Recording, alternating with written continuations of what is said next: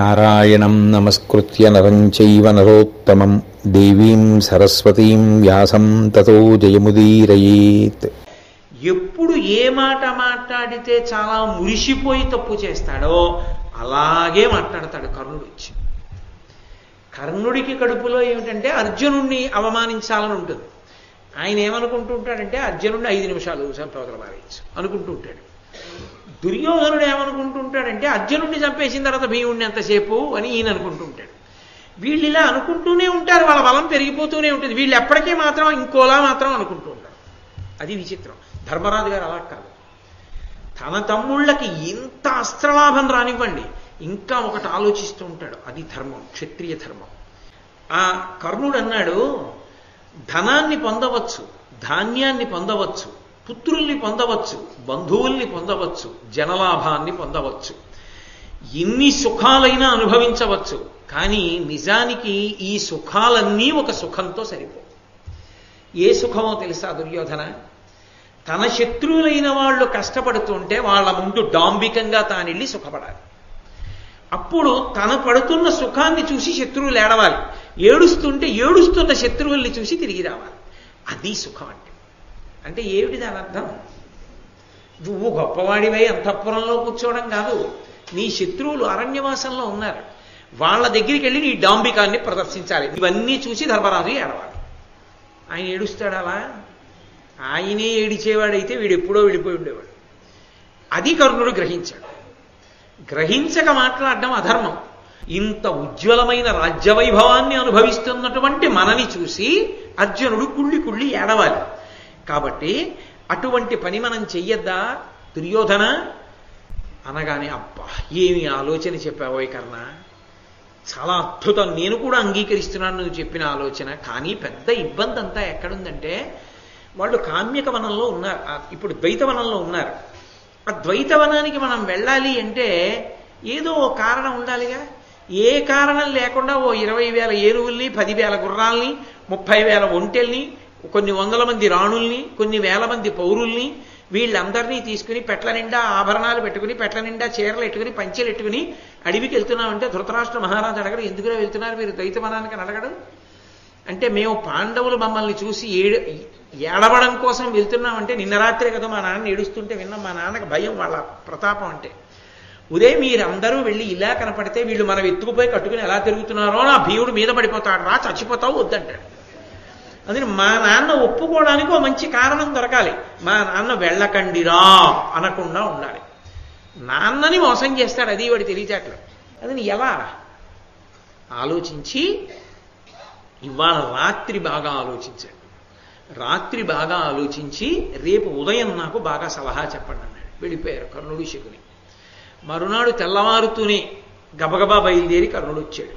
వచ్చి, నాకు నిన్న రాత్రంతా ఆలోచిస్తే ఒక ఆలోచన వచ్చిందయా, మనకి చెందినటువంటి గోవుల మందలు కొన్ని 1000 మందలు ద్వైతవనంలో ఉన్నాయి అరణ్యంలో. ఆ ఆవులన్నీ సురక్షితంగా ఉన్నాయా? ఆవులన్నిటినీ ఇబ్బంది లేకుండా కాపాడుతున్నారా గోపాల బాలురు? వాటికి ఏమి ఇబ్బంది రావట్లేదు కదా అని పరిశీలించడానికి వెళ్తున్నాం. ఎందుకంటే గోవుల్ని కాపాడకపోతే ప్రభువు ఆ ప్రభుత్వాలు నిలబడవు. కాబట్టి మన ప్రభుత్వం నిలబడాలంటే గో సంరక్షణ జరగాలి. మన ఆవులు బాగున్నాయో లేదో చూసొస్తాం. గోవుని బ్రాహ్మణుణ్ణి రక్షించాలి కదా, అప్పుడు కదా లోకం బాగుంటుంది. అందుకని పరమధర్మం కాబట్టి క్షత్రియుడికి మేము గోవుల్ని కాపాడటానికి వెడతామని చెప్తే మీ నాన్న కాదనడానికి వీల్లేదు. పరమధార్మికమైన కారణం వెళ్ళమంటాడు. గోవుల్ని చూసి రావడానికి యువరాజు బయలుదేరుతుంటే భీష్మద్రోణులు మేము వస్తామని ఎందుకంటారు? అనరు, చూసి వచ్చేస్తామని చెప్తాం. అంటే అలా చెప్పినంత మాత్రం చేత మా నాన్న వింటాడా? గోవుల్ని చూడ్డానికి వెళ్తున్నామంటే మా నాన్న నమ్మడం. ఇంతమంది ఎందుకురా గోవుల్ని చూసి రావడానికి అంటాడు. అందుకని దీనికి ఇంకా పదును పెడతానన్నాడు. శకుని వచ్చి అన్నాడు, నువ్వు నమ్మప్పో నిన్న రాత్రి నాకు ఇదే ఆలోచన వచ్చింది దుర్యోధన. అంటే దుర్మార్గుల ఆలోచనలు ఎప్పుడూ ఒక్కలాగే వస్తాయి ఇలా. కాబట్టి నాకు ఇదే ఆలోచన వచ్చింది. వెంటనే ఏం చేశారంటే ద్వైతవనం నుంచి ఒక గోపాల బాలుణ్ణి పిలిపించారు. ఆయన ఏం మాట్లాడాలో వీళ్ళు తర్ఫీదిచ్చారు. అంటే పరిస్థితి అక్కడ ఉన్నది అది కాదు, అక్కడ అలా ఉందని ఈయనకి చెప్పాలి రాజుగారికి, ధృతరాష్ట్ర మహారాజు గారికి. మరునాడు ధృతరాష్ట్ర మహారాజు సభ ఇచ్చాడు. మహారాజుకు జరగవలసినటువంటి ఉచితమైనటువంటి ఉపచారములన్నీ జరిగాయి. ఆయనకి జరగవలసినటువంటి గౌరవం జరిగిపోయింది. ఒక్కొక్క విషయాన్ని వింటున్నాడు. గోపాల బాలుని యొక్క వంతు వచ్చింది. ఆయన మాట్లాడాలి. ఓ ధృతరాష్ట్ర మహారాజా, ద్వైతవనంలో ఉన్నటువంటి ఆవులకి రక్షణ లేదు. ఎందుచేత అంటే క్రూర మృగాలు విశేషంగా పెరిగిపోయాయి. ఆ విశేషంగా పెరిగిపోయినటువంటి క్రూర మృగాలు గోవుల్ని పట్టి తినేస్తున్నాయి. గోవులు హింస పొందుతున్నాయి. కాబట్టి ఆ క్రూర మృగాల యొక్క సంఖ్య తగ్గిపోతే తప్ప గోవులకి రక్షణ లేదు. ఈ విషయాన్ని మీతో మనవి చేసుకుందామని నేను వచ్చాను. అంతే మాట్లాడాడు. ఇప్పుడు రాజు ఏం నిర్ణయం చేయాలి? ఆ క్రూర మృగాల యొక్క సంఖ్య తగ్గిపోవాలి. క్రూర మృగాల యొక్క సంఖ్య తగ్గాలంటే వేటాడాలి. వేట ఎవరు పెడతారు? మహారాజు పెడతాడు.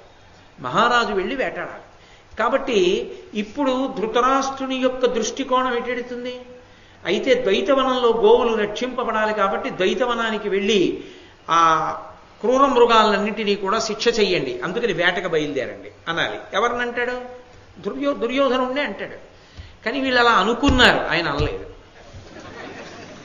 ఆయన భయం ఆయనకుంది. అక్కడ క్రూర మృగాల కంటే ఆయన దృష్టిలో చాలా ప్రమాదకరమైన ఉన్నాయి తన కొడుకుల పట్ల. అందుకని ఆయన ఏమీ అనలేదు. కానుకొక నాడు దేవతల గురించి తపస్సు చేసి పరమశివుని యొక్క, ఇంద్రుని యొక్క, ఇతర దిక్పాలకుల యొక్క అనుగ్రహంతో అనేకమైనటువంటి అస్త్రముల యొక్క ఉపదేశాన్ని పొందకపూర్వమే అర్జునుడు తాను వెళ్ళినటువంటి దిక్కున ఉన్న భూమండలాన్నంతటినీ కూడా గెలిచి తెచ్చి ధర్మరాజు గారికి ధారబోశాడు. అటువంటి అర్జునుడు ఇవాళ దేవేంద్రుడితో కలిపి అనేకమైనటువంటి దేవతల యొక్క అనుగ్రహాన్ని పొంది దివ్యాస్త్రములను సంపాదించుకుని ఉన్నాడు. అటువంటి అర్జునుడి యొక్క బాణ పరంపరలు విడిచిపెట్టడం మొదలు పెడితే మీరు బతుకుతారా? మీరు అనవసరంగా వాళ్ళ జోలికి వెళ్లకుండా ఉంటారా? ద్వైతవనానికి వెడితే అంటే మీరు వెళ్ళడానికి వీల్లేదు అన్నది నిశ్చయం. అనగానే శకుని జోక్యం చేసుకుని అన్నాడు, మేము ఖచ్చితంగా దుర్మార్గులమే, అందులో నీకేం సందేహం లేదు. మేము అక్కడికి వెళ్ళి చెయ్యకూడని పని ఏమైనా చేస్తే నువ్వన్నట్టే వాళ్ళ ముందు డాంబికంగా మేము కనపడ్డం, తిరగడం, ఇలాంటి పనులు చేసినా యుద్ధం రాదు. ఎందుకు రాదో చెప్పమంటావా? అవతల వైపు ధర్మరాజు ఉన్నాడు. ధర్మరాజు చేయనివ్వడు.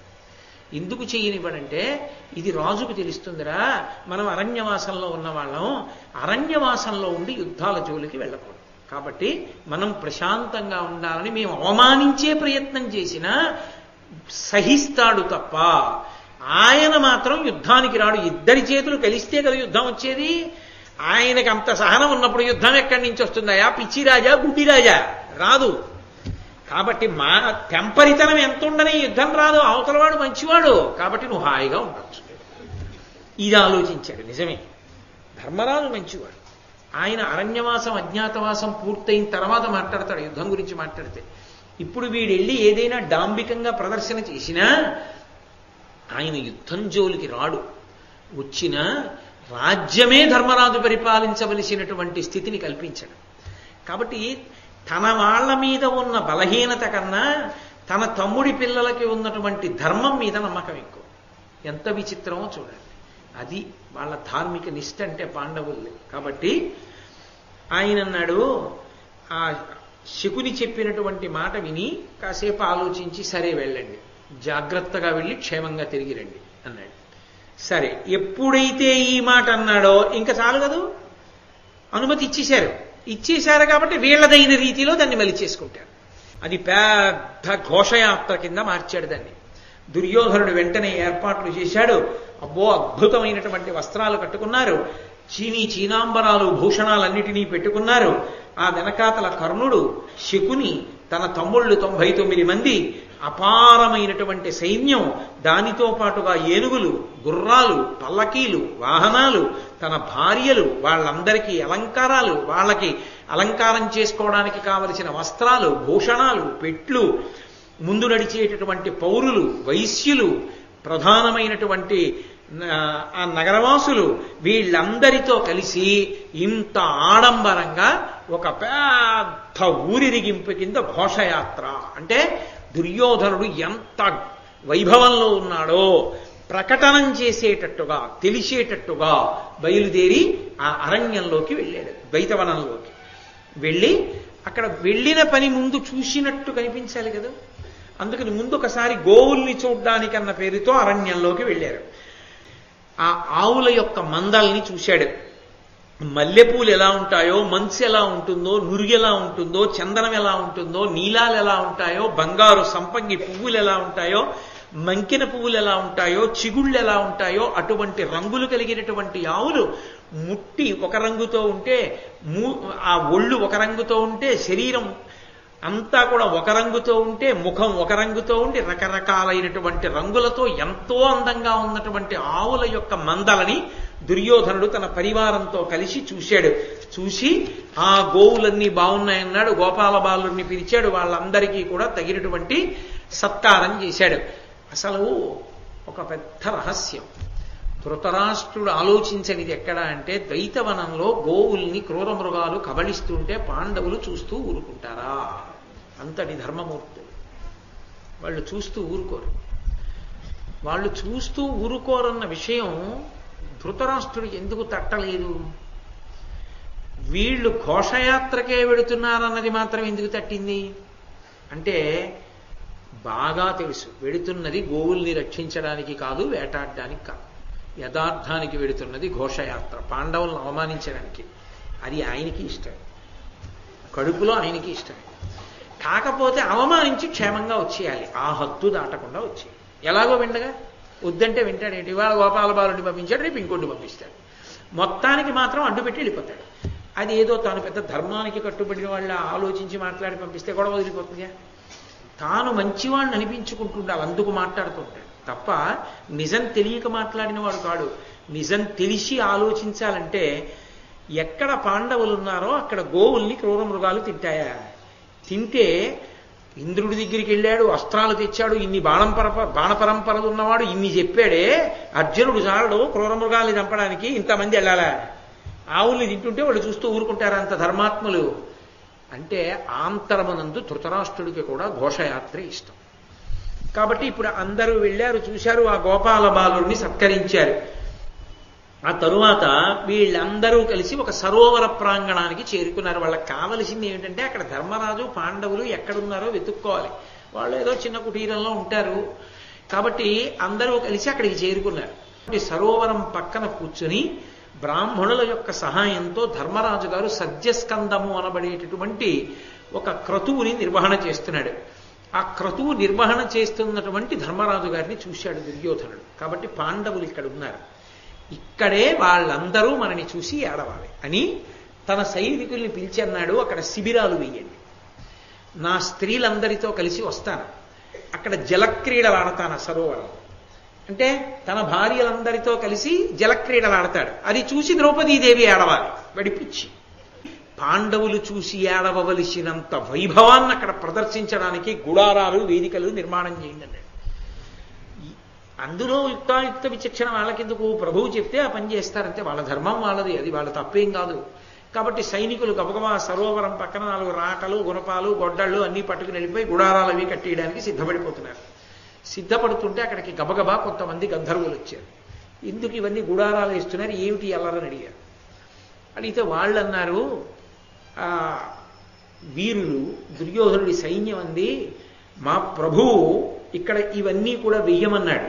ఎందుకు వెయ్యమన్నాడు అంటే, ఆ గంధర్వుల్ని చూసి ఎవరనుకుంటున్నారు? మహాబలవంతుడు ధృతరాష్ట్రుడి యొక్క కుమారుడు, విశేషమైనటువంటి బాహుబలం ఉన్నవాడు దుర్యోధనుడు, చాలా గొప్పవాడు, చక్రవర్తి.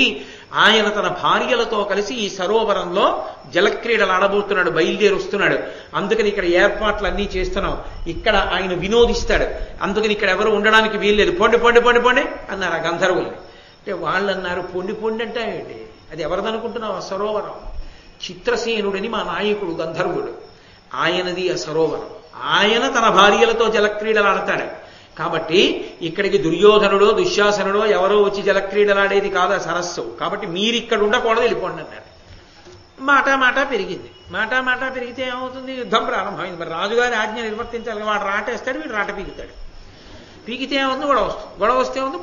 కొట్టుకుంటే ఏమవుతుంది? యుద్ధం జరుగుతుంది. కాబట్టి ఇప్పుడు యుద్ధం ప్రారంభమైంది. ఇందులో కొందరు పరిగెత్తుకుంటూ దుర్యోధనుడి దగ్గరికి వెళ్ళారు. అయ్యబాబో ఏమి యుద్ధం! ఆ గంధర్వులు ఎక్కడి నుంచి పుట్టుకొచ్చేస్తున్నారో తెలియట్లేదు, అంతమంది వచ్చేశారు. వచ్చేసి వాళ్ళు మన సైన్యాన్నంతటినీ మర్దించేశారు, అక్కడ వెయ్యడానికి వీల్లేదంటున్నారు. అక్కడ జలక్రీడలు ఆడడానికి వీల్లేదుట. గంధర్వుల నాయకుడైనటువంటి చిత్రసేనుని యొక్క అధీనంలో ఉందిట సరోవరం. కాబట్టి మహారాజా మీరు వెంటనే అదనంగా సైన్యాన్ని పంపించాలన్నారు. వెంటనే కర్ణుడు ఉన్నాడు కదా, నా అంత బాణ పరంపరలు వెయ్యగలిగిన వాడెవరని గబగబా కర్ణుడు బయలుదేరాడు. ఆ వెనక శకుని బయలుదేరాడు. ఆ వెనక బోలెడంత సైన్యం బయలుదేరింది. వీళ్ళందరూ కలిపి గంధర్వుల మీద యుద్ధానికి వెళ్ళారు. కర్ణుడు యుద్ధానికి వచ్చాడని తెలిసి చిత్రసేనుడు వచ్చాడు యుద్ధానికి. వచ్చి ఆయన మాయాయుద్ధ కోవిదుడు, ఎదురుగుండా కనపడుతూ యుద్ధం చేయడు. శ్రీరామాయణంలో ఇంద్రజిత్ ఎలా యుద్ధం చేస్తాడో ఈయన కూడా అలాగే ప్రచ్ఛన్న యుద్ధం, అంటే కంటికి కనపడకుండా బాణాలు వేస్తాడు. ఆయన మాయాయుద్ధం చేస్తూ మేఘాల చాటున ఉండి ఎవ్వరికీ కనపడకుండా బాణ పరంపరలు విడిచిపెడుతుంటే కొన్ని వేల ఏనుగులు తెగటారిపోయాయి. కొన్ని వేల గుర్రాలు కింద పడిపోయి నెత్తురు కాల్వలై ప్రవహించింది. కొన్ని వేల మంది సైనికులు చచ్చిపోయారు. సూర్య కిరణములు ఒక్క సూర్యుడి నుంచి ఆ కిరణములు వచ్చి భూమినంతటిని ఎలా ఆవరిస్తాయో అలా ఆ చిత్రసేనుని యొక్క ధనస్సు నుంచి వినిర్ముక్తమైనటువంటి బాణ పరంపర భూమ్యాకాశములను కప్పేసింది. కప్పేసి ఎన్ని కోట్ల మంది పుట్టేశారో ఆ గంధర్వులు, అంతమంది గంధర్వులు వచ్చి కొంతమంది రథాన్ని తోలుతున్నటువంటి ఆ సూతుడిని పడగొట్టేశారు. మరికొంతమంది కర్ణుని యొక్క రథాన్ని విరగొట్టేశారు. మరికొంతమంది ఆ కర్ణుడు పట్టుకున్నటువంటి ఆ ధనస్సు మీద పడిపోయి చేతిలోంచి లాగేసి ఆ ధనస్సుని విరగొట్టేశారు. మరికొంతమంది 2 చక్రాలు ఊడబెరికేసి వాటిని విరగొట్టేశారు. మరికొందరు విస్ఫోరిత ఆతపత్రమును ఆ గొడుగుని విరగొట్టేశారు. మరికొంతమంది కూబరాన్ని, అంటే ఆ రథానికి ఉండే నొగలు, ఆ నొగల్ని విరగొట్టేశారు. మరికొందరు కేతు, దానికి ఉండేటటువంటి ఇరుసు మొదలైనటువంటి వాటిని అన్నింటినీ కూడా విరగొట్టేశారు. ఇలా ఆ రథాన్నంతటినీ కూడా ముక్కలు చేసేశారు. చేసేసేటప్పటికి ఆ కర్ణుడికి ఇంతమంది మీద పడిపోయి రథం లేకుండా ఒక్క క్షణంలో నిలబడిపోతే ఎలా యుద్ధం చెయ్యాలో అర్థం కాక పారిపోయి వికర్ణుడి రథం ఎక్కి ఆ యుద్ధ భూమిని విడిచిపెట్టి వెళ్ళిపోయాడు. ఈ వెళ్ళిపోవడంలో దుర్యోధనుడు ఇంకా యుద్ధం చేస్తున్నాడు. కర్ణుడు వెళ్ళిపోయాడు ఏమీ తెలియని వాళ్ళ నిశ్శబ్దంగా. వికర్ణుడి రథం ఎక్కి వెళ్ళిపోయాడు. దొరికిపోయిన వాడు దుర్యోధనుడు దొరికిపోయాడు. దొరికిపోగానే ఆ చిత్రసేనుడు ఏం చేశాడంటే పట్టుకోండిరా అని ఆ దుర్యోధనుడిని రథంలోంచి లాగి కింద పారేసి నడుం మీద మోకాలు పెట్టి తొక్కి 2 చేతులు వెనక్కి తీసుకొచ్చి వెనక్కి చేతులు విరిచి కట్టేసి వాడి భార్యలందరినీ కూడా కాళ్ళు చేతులు కట్టేసి రథం మీద పెట్టుకుని ఉత్తర దిక్కుగా తీసుకుపోతున్నాడు. దేనికి వచ్చాడు? పాండవులను అవమానిద్దాం. ఇంకా శిబిరమే వేయలేదు. చేతులు కాళ్ళు కట్టి చావగొట్టి పట్టుకుపోతున్నాడు. ఇప్పుడు చిత్రం ఏమిటంటే అంతఃపురంలో చేసినటువంటి కుట్రని గంధర్వులు భేదించారు. గంధర్వుల్ని ఎవరు పంపారు? ఎదర తెలుస్తుంది. అంటే ఎవరు ధర్మాన్ని పట్టుకున్నారో వాళ్ళకి దేవతల యొక్క అనుగ్రహం ఉంటుంది. కాబట్టి ఇప్పుడు ఆ మిగిలిపోయినటువంటి సైనికులు గబగబా ధర్మరాజు గారి దగ్గరికి పరిగెత్తారు. అదిగో ఆ చిత్రసేనుని యొక్క సైనికులు గంధర్వులు మహాబలుడైనటువంటి వాడ ఆ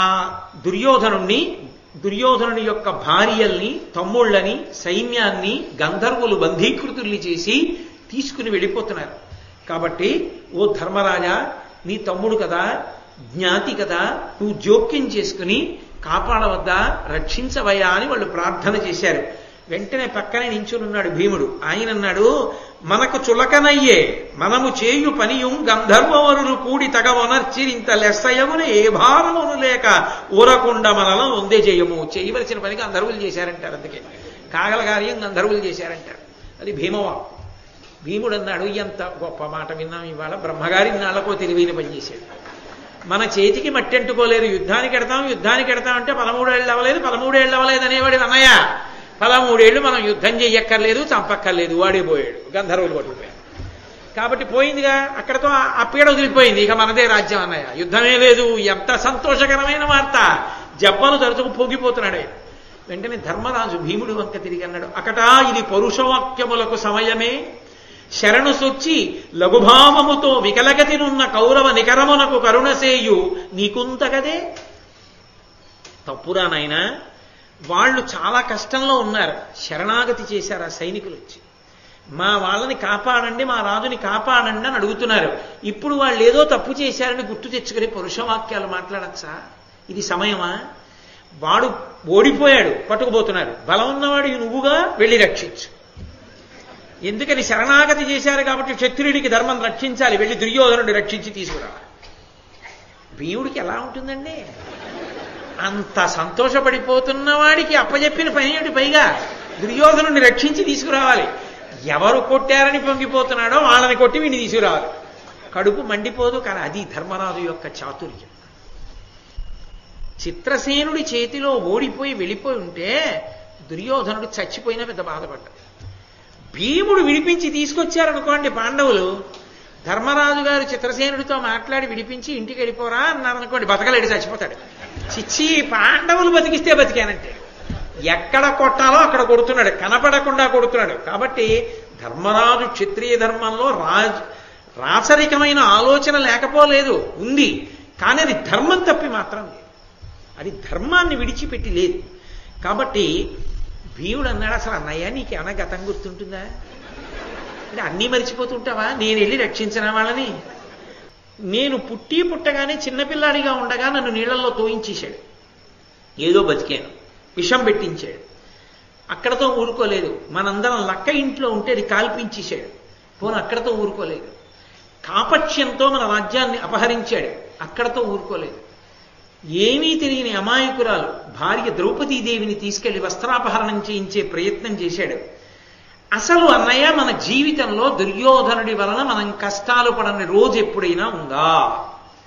మన జీవితంలో ప్రతిరోజు దుర్యోధనుడి వల్ల కష్టాలు పడింది. అలాంటి దుర్మార్గుణ్ణి వాళ్ళు ఎత్తుకుపోతున్నారు, నన్నెళ్ళి విడిపించి తీసుకురామంటే ఏంటన్నయ్య? పైగా ధర్మం రా, తప్పురా, శరణాగతి చేశారా, క్షత్రియులనరా, తీసుకురావద్దా అంట ఏంటి? ఇదెక్కడి ప్రారంభం అన్నయ్య నీతో? ఇలా అయితే మన కార్యం చెడిపోదా? జరగవలసిన పని వాళ్ళు చేస్తే నన్నెళ్ళి తీసుకురామంటావేంటి అంటే ధర్మరాజు అన్నాడు, వాళ్ళు వచ్చి శరణాగతి చేశారు రక్షించమని. క్షత్రియుడైన వాడికి పరమధర్మం ఒక్కటే, తన దగ్గరికి వచ్చి శరణాగతి చేస్తే ఎంతటి శత్రువైనా సరే రక్షించాలి. మనకి పరమశత్రువు కనుక వాళ్ళ సైనికులు వచ్చి శరణాగతి చేసినా కూడా మనం జోక్యం చేసుకోలేకపోతే మన క్షాత్ర ధర్మమే పోయింది. అప్పుడు మనకి రాజ్యపాలన అధికారం ఎలా ఉంటుంది? కాబట్టి ఇంకొక మాట మాట్లాడకు భీమసేన, బయలుదేరు, నీతో పాటు అర్జునుడు కూడా వస్తున్నాడు, నేను కూడా వద్దును, నేనే విడుదును అంటే నేను చేతకాని వాడనే నీకు చెప్తున్నాను అనుకోకు, నేనే విడుదును. ఎందుకు వెళ్ళట్లేదో తెలుసా? క్రతువు జరుగుతోంది, మధ్యలో ఉన్న లేవకూడదు పీటల మించి. అంటే ఇప్పుడు రెండు ధర్మాలు కలిసి, నీ అన్న లేచిపోతే నువ్వు పట్టించుకోలేదు కాబట్టి నేను వెళ్ళవలసి వచ్చింది నా ధర్మం పోకుండా చూసుకోవడానికి. నీ అన్న క్రతువు చేసుకుంటూ హాయిగా పీటల మీద ఉండాలంటే నువ్వు వెళ్ళాలి యుద్ధానికి. కాబట్టి దుర్యోధనుణ్ణి రక్షించడమే కాదు, నా పూజ నిర్వహణ జరిగేటట్టు కూడా నువ్వు చూడవలసి ఉంటుంది. కాబట్టి భీమసేన, అర్జునుడు, నకులుడు, సహదేవుడు నలుగురు బయలుదేరండి అన్నాడు. కడుపు ఎంత ఉడికిపోతున్నా అన్నగారి ఆజ్ఞ అంటే అలా కట్టుపడతారు, అది వాళ్ళ గౌరవం. కాబట్టి వెంటనే బయలుదేరారు భీమార్జున నకుల సహదేవులు, యుద్ధానికి వెళ్ళారు. ఆ యుద్ధం జరుగుతోంది, వెడుతూనే యుద్ధం ప్రారంభం చేయలేదు. అర్జునుడు ఆ గాంధీవాన్ని టంకారం చేసి చెప్పాడు, ఇది పృథివీ మండలానికంతటికీ కూడా రాచరికం చెయ్యగలిగినటువంటి ధర్మరాజు గారి ఆజ్ఞ. దుర్యోధనుణ్ణి, ఆయన యొక్క భార్యల్ని, సైన్యాన్ని విడిపించి తెమ్మని ఆజ్ఞ చేశాడు. ఎవరు వాళ్ళని తీసుకెళ్తున్నారో వాళ్ళు వెంటనే విడిచిపెడితే యుద్ధం ఉండదు. మా అన్న ఆజ్ఞ ధిక్కరించి ఆగకుండా తీసుకుని వెళ్ళడమే జరిగితే యుద్ధం జరుగుతుంది అని శంఖనాదం చేశాడు. వెళ్ళిపోతున్నటువంటి సైన్యం అంతా ఆగిపోయింది. ఈ వెంటనే ఈ చిత్రసేనుడు ఎక్కడున్నాడో కనపడకుండా కదా యుద్ధం చేస్తుంటాడు. కానీ అర్జునుడికి శబ్దభేద విద్యుంది, శబ్దం వస్తున్న వైపుకి బాణం వేసి కొట్టగలడు. ఇన్ని కోట్ల మంది గంధర్వులు అన్ని కోట్ల బాణాలు ప్రయోగిస్తుంటే ఆ బాణ పరంపర మీద పడకుండా ఆకాశానికి అంతటికీ బాణాలతో ఆచ్ఛాదించేశాడు. గాంధీవాన్ని చేత పట్టుకుని అర్జునుడు బాణం వేయడం అంటే అలా ఉంటుంది. కవ్వడి రెండు చేతులతో వేస్తాడు, అది ఆయన అద్భుతం. కాబట్టి అటువంటి బాణ పరంపరలతో పంజరం కట్టి వాళ్ళనందరినీ తెగటార్చేశాడు. కొన్ని లక్షల మంది కొద్ది నిమిషాల వ్యవధిలో పడిపోయారు. అంటే అప్పుడు చిత్రసేనుడు గబగబా కిందకి దిగొచ్చాడు. శబ్దభేద విద్యతో కొట్టాడు కదా, ఆ బాణాల దెబ్బలు తగిలి ఆ గంధర్వరాజు దిగొచ్చి అన్నాడు, అర్జున, మాకు మీతో వైరం లేదు, నేను నీ బాల్య స్నేహితుడిని, నేను నీతో యుద్ధం చెయ్యాలన్నది నా కోరిక కానే కాదు. మేము వచ్చింది నీతో మిత్రత్వానికే వచ్చాం. అసలు మేము ఎందుకు వచ్చామో యుద్ధానికి చెప్తాను చూడు. ఇన్నాళ్ళు అరణ్యంలో లేని వాళ్ళం ఇవాళ అరణ్యానికి ఎందుకు వచ్చామో తెలుసా? ఎందుకు వీడి మీద యుద్ధం చేసి వీడిని బంధించానో తెలుసా? వీడు చాలా దుష్టమైన పన్నాగం పన్నాడు. ఇంత పరివారంతో అరణ్యానికి ఎందుకు వచ్చాడో తెలుసా? నిజంగా గోవుల్ని కాపాడడానికి వచ్చిన వాడు కాడు. కేవలముగా అరణ్యవాసం చేస్తున్నటువంటి మిమ్మల్ని బాధ పెట్టాలని, అవమానించాలని ధర్మాన్ని పట్టుకున్నటువంటి మీ జోలికొచ్చి మీ ముందు తన డాంబికాన్ని, దర్పాన్ని, తనకున్నటువంటి వైభవాన్ని ప్రకటించడం కోసం వచ్చాడు. ఇలా వస్తున్నాడన్న విషయాన్ని ఇంద్రుడు కనిపెట్టాడు. దేవతలకు తెలియదు, దేవతలకు తెలుస్తుంది. ఇంద్రుడు కనిపెట్టి ధర్మాత్ములైన వారు పాండవులు, ధర్మాత్ములైన పాండవుల మనసు బాధపడేటట్టుగా ప్రవర్తించడానికి వెడుతున్నాడు కాబట్టి వీడిని పట్టి బంధించి నా దగ్గరికి తీసుకురండి అన్నాడు. అందుకొచ్చి యుద్ధం చేసి ఈ దుర్మార్గుణ్ణి పట్టి బంధించాను, అందుకు తీసుకెడుతున్నాను. నీతో నాకేమీ వైరం లేదు కాబట్టి మమ్మల్ని విడిచిపెడితే మేము ఈ దుర్యోధనుడిని తీసుకుని ఇంద్రుడి దగ్గరికి వెడతామన్నాడు. నోట మాట కంటి చూపు లేకుండా వెనక్కి చేతులు పెడరెక్కలు విరిచి కట్టేస్తే చూస్తున్నాడు అర్జునుడి యొక్క యుద్ధ వైభవాన్ని. అక్కడే నించునున్నాడు భీముడు, నకులుడు, సహదేవుడు. అప్పటిదాకా యుద్ధం చేసి ఓడించారు గంధర్వులందరినీ. అర్జునుడు అన్నాడు, ఇంద్రుడు ఏం చెప్పాడో పక్కన పెట్టు, ఇంద్రుడు ఏం చెప్పినా కూడా అనవసరం. మా అన్న ధర్మరాజు చెప్పిందే జరగాలి. మా అన్న ధర్మరాజు నాతో ఏం చెప్పాడంటే, ఒరేయ్ వెళ్ళి మన జ్ఞాతి, మన సోదరుడు, బయట వాళ్ళు ఎంతమంది వచ్చినప్పుడు మనమందరం అన్నదమ్ములం, మనలో మనం ఎన్నైనా దెబ్బలాడుకోవచ్చు, కానీ బయటి శత్రువులు వచ్చినప్పుడు అన్నదమ్ములం ఒక్కటి, జ్ఞాతులం అలా దెబ్బలాడుకోకూడదన్నాడు. కాబట్టి మా అన్న మాట నిలబడాలి. మా అన్న మాట నిలబడాలి అంటే ఈ దుర్యోధనుడిని తీసుకుని నువ్వు ముందు ధర్మరాజు గారి దగ్గరికి రా. మా అన్నయ్య ఎలా నిర్ణయం చేస్తే అలా చెయ్యి. ధర్మరాజు గారి నిర్ణయానికి కట్టుబడిన వాడు ఎవరుంటాడు? ఓడిపోయిన వాడు మాట వినద్దు. కాబట్టి చిత్రసేనుడు అన్నాడు, తప్పకుండా నేను అలాగే బయలుదేరి మీ అన్నయ్య దగ్గరికి వస్తాను పద. వీడినే కట్లిప్పలేదు, అలాగే కట్టేసి ఉంచారు. కట్టేసి ఉంచి తీసుకొచ్చారు. కూర్చుని ఉన్నాడు ధర్మరాజు పర్ణశాలలో. చక్కగా వెనక్కి వచ్చి భీమార్జునుల నకుల సహదేవులు నిలబడ్డారు. ద్రౌపదీదేవి నిలబడింది. వీళ్లకుంటాయేమో వెర్రిబుర్రి వేషాలు, వాళ్ళకుండవు. వాళ్ళేమి అవమానించడమో, చూపుల చేత అవమానించడమో అటువంటి పనులు వాళ్ళు చెయ్యరు. చిత్రసేనుడు దుర్యోధనుడిని తీసుకొచ్చాడు, కట్లతో నించోబెట్టాడు. నించోబెట్టగానే ఆ చిత్రసేనుడికి స్వాగత మర్యాదలు చేసి ధర్మరాజు గారు అన్నాడు, నాయన చిత్రసేన, ఇతను మాకు సోదరుడు, చాలా అదృష్టం. ఇతని భార్యలు, తమ్ముళ్ళు, ఆ మంత్రులు చచ్చిపోకుండా బతికారు. ఈ మాటలు దుర్యోధనుడికి సంతోషమా, ఏడవడమా? ఇందులో ధర్మరాజు గారు అబద్ధాలు ఏం మాట్లాడటం లేదు. అంటే నిజంగా పంపించాడా లేదా రక్షించమని. అప్పటికే వీడు చచ్చిపోయి ఉంటే మాకు మాట దక్కేది కాదు, జ్ఞాతిని రక్షించామని. ఇతను మా తమ్ముడు ఈ దుర్యోధనుడు నీకేమైనా అపచారం చేసి ఉంటాడు, వద్దురా అంటుంటే పందిళ్ళేస్తానన్నాం, వద్దురా అంటే యుద్ధానికి రావడం, ఇలాంటివి. అతని తరపున నేను అడుగుతున్నాను, క్షమించండి. ఇంటి పెద్దవాడు కదా మరి. ఇప్పుడు ఇంటి పెద్దవాడిగా నేను క్షమార్పణ అడుగుతున్నాను. ఎవరి కోసం ఎవరు అడుగుతున్నారు? ఎవరిది ఔదార్యం? మరి యుద్ధం జరిగి గంధర్వులు కూడా మరణించారుగా, గంధర్వులకి దెబ్బలు తగిలాయిగా. మా వాడి తెంపరతనానికి మీరు ఇబ్బంది పడ్డారు, నిజమే. మేము దేవలోకానికి తీసుకెళ్లి విచారణ చేస్తామనొచ్చు నువ్వు, కానీ నా మొహం చూసి వదిలేయండి అయ్యా. కాబట్టి నేను క్షమార్పణ అడుగుతున్నాను మిమ్మల్ని. కాబట్టి ఈ మాటలు చెప్తే ఆ చిత్రసేనుడు కాదనలేక ఆ దుర్యోధనుణ్ణి, అతని యొక్క పరివారాన్ని అంతటినీ కూడా విడిచిపెట్టేసి పాండవుల దగ్గర వీడ్కోలు తీసుకుని స్వర్గలోకానికి వెళ్ళిపోయి అంతా కూడా దేవేంద్రుడికి చెప్పాడు. దేవేంద్రుడు మరి తను చెప్తే కదా వెళ్ళాడు చిత్రసేనుడు. ఎంతరో గంధర్వులు చచ్చిపోయారుగా అర్జునుడి బాణ పరంపరలకి. ఆయన వచ్చి ఒక్కసారి అమృత వర్షం కురిపించాడు. కురిపించగానే మళ్ళీ గంధర్వులందరూ బతికేశారు. బతికేసి సంతోషంగా వాళ్ళందరూ వాళ్ళ నాయకుడితో కలిపి గంధర్వలోకానికి వెళ్ళిపోయారు. ఇక్కడ ఆ వెళ్ళిపోయినటువంటి చిత్రసేనుడు ఆ కట్లేం విప్పలేదు, వెళ్ళిపోయాడు.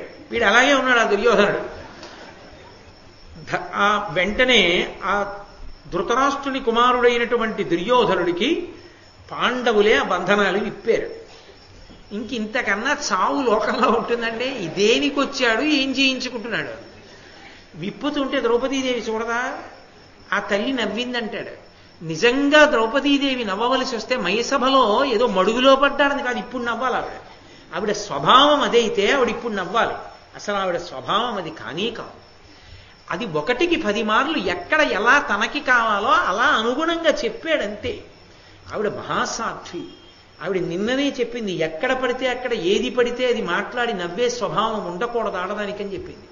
కాబట్టి ధర్మరాజు ఆ బంధనాలు విప్పేసి మరి ఇప్పుడు తను కదా విడిపించాడు, తను పొమ్మంటే పోవాలి.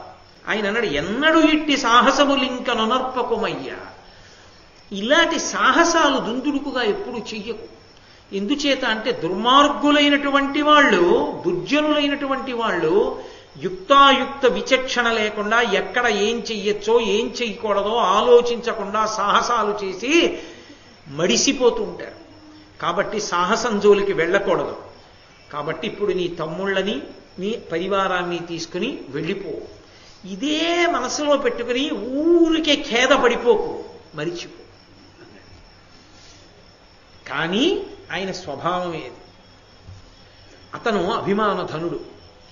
అలా ఖేదపడకుండా వాడు ఒక్కనాటికి ఉన్నాడు. వాళ్ళు ఓడించేసి ఎత్తుకుని తీసుకెళ్లిపోయి గద పెట్టి నిలువున బాధేసి చంపేసిన సంతోషంగా చచ్చిపోతాడు. పాండవులు బతికిస్తే బతకడానికి మాత్రం వాడు ఒప్పుకోడు. అంటే ఇప్పుడు పో ఇంటికని చెప్పి ఎవరంటే పోతున్నాడు? ధర్మరాజు చేయి చూపిస్తే పోతున్నాడు. నిజంగా ఆ ధర్మరాజే కక్ష తీర్చుకోవాలనుకుంటే ఎంతసేపు? 1 నిమిషం పడుతుందా? పట్టదు. భీముడు ప్రతిజ్ఞ నెరవేర్చుకోవాలనుకుంటే 1 క్షణం పడుతుందా?